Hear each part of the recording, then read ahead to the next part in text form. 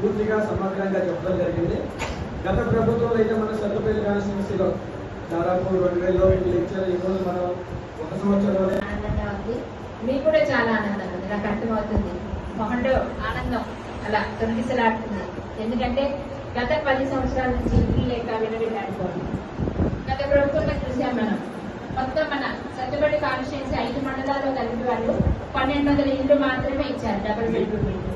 మన సత్తుపల్లికి వస్తే 142 ఇల్లు ఇచ్చారు. ఎన్ని సంవత్సరాలకి? 10 సంవత్సరాలకి. అంటే పట్టుమని సంవత్సరానికి 10 ఇల్లు కూడా రాదు. అది కూడా ఎట్లా ఉన్నాయి ఆ ఇల్లు కూడా?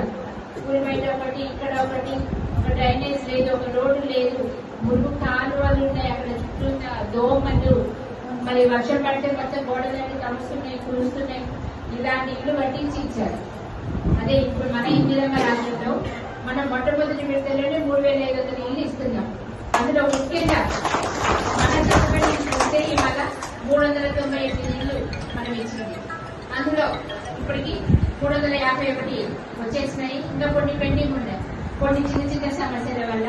ఎందుకంటే ఆధార్లో నంబర్లు తప్పు పడ్డం కానీ, కొంతమంది ప్లేస్ ఒక చోట చూపించింది కానీ ఏఈగా చెప్పినట్టు ఇంకొక చోట చెప్పడం, అట్లాంటివి కొద్దిగా కొంచెం పెండింగ్ ఉన్నాయి. అవి కూడా త్వరలోనే వస్తాయి. ఇంకొక 40 ఇల్లు రావాల్సి ఉన్నాయి.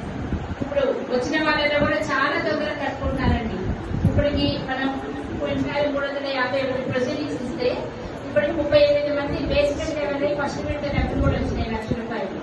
అంటే సత్తుపల్లి చాలా ఫాస్ట్ గా తొందరగా కట్టుకుంటున్నారు. కనుక మీరు కూడా ఇప్పుడు తీసుకొని తొందరగా కట్టుకోవాలని నేను ఆశిస్తున్నా. తొందరగా ఏఈగా చెప్పినట్టు గృహప్రవేశాలకు పిలవాలి. మన టార్గెట్ ఏంటంటే మన ఖమ్మం జిల్లాలోనే కాదు, రాష్ట్రంలోనే మొట్టమొదటిగా మనం 1000 ఇల్లు పూర్తి చేసుకొని ఒక రికార్డు సాధించాలి. అలాగే ఇల్లు తొందరగా పూర్తి చేసుకుంటే మనము మళ్ళీ నెక్స్ట్ టార్గెట్ మళ్ళీ మనం అడగవచ్చు. మన శ్రీరన్న గారిని మళ్ళీ అడిగితే మళ్ళీ కొంచెం ఎక్స్ట్రా తీసుకోవచ్చు. ఆల్రెడీ చెప్పారు ఇస్తానని, మనం తొందరగా పూర్తి చేసుకుంటే తీసుకోవచ్చు. అలాగే 5 లక్షలు ఇవ్వడం అంటే మాట కాదు. 5 లక్షలు మీరు చెప్పిన కొలతల ప్రకారం ఖచ్చితంగా ప్రమాణాలు పాటిస్తూ కడితే మాత్రానికి అప్పుల పాలు అవ్వకుండా నీటికి వస్తుంది. ఇల్లు కొత్తూరులో ఉంది, పైలట్ ప్రాజెక్ట్ కింద ఇచ్చాం. అలాగే వేసూరు మండలంలో చిన్న మల్యాల మొన్నైతే అక్కడ గృహ ప్రవేశం కూడా చేశాం. చిన్న మల్యాలలో అంత కాస్ట్ పెట్టారు. చాలా నీట్ గా ఉంది ఇల్లు కూడా. మీరు కూడా అవసరమైతే అలా వెళ్ళి చూసి ఎలా కడుతున్నారు అలా చూసి మీరు అలా కట్టుకోండి. ఇంత ముందు కంటే ఇప్పుడు వెసులుబాటు ఏంటంటే బాత్రూమ్ ఇంటి బయట కూడా పెట్టుకోవచ్చు కనుక బాత్రూమ్ కూడా అది మొత్తం కంప్లీట్ చేసుకోవాలి. మీరు అరకొరగా కట్టుకుంటే బిల్లులు రావు. పైగా మనకి స్థలం ఉంది కదా అని కొంచెం ఎక్స్ట్రా పెంచి ఒక 10 అడుగులు ఎక్స్ట్రా పెట్టినా కూడా బిల్లులు రావు. ఇది మాత్రం మీరు గుర్తుంచుకొని మనం నియమ నిబంధనలకు లోబడే చేసుకోవాలి. అలాగే మన కాంగ్రెస్ ప్రభుత్వం కూడా ఎన్నో వెసులుబాట్లు ఇస్తా ఉన్నారు. మీకు ఇసుక కానీ మట్టి కానీ అన్ని ఫ్రీగానే ఇస్తున్నాం, అవునా కదా? మీరు కొంచెం సహకరించాలి, గుర్తుంచుకోవాలి. ఒక్క పథకం కాదు, అన్ని రకాల పథకాలు. ఒక పెన్షన్స్ అనేది ఒకటే ఇంకొక 2-3 నెలల్లో వస్తాయి. మిగతా ఇచ్చిన 6 గ్యారెంటీలు కూడా అదొకటి తప్ప అన్ని అమలు అవుతా ఉన్నాయి.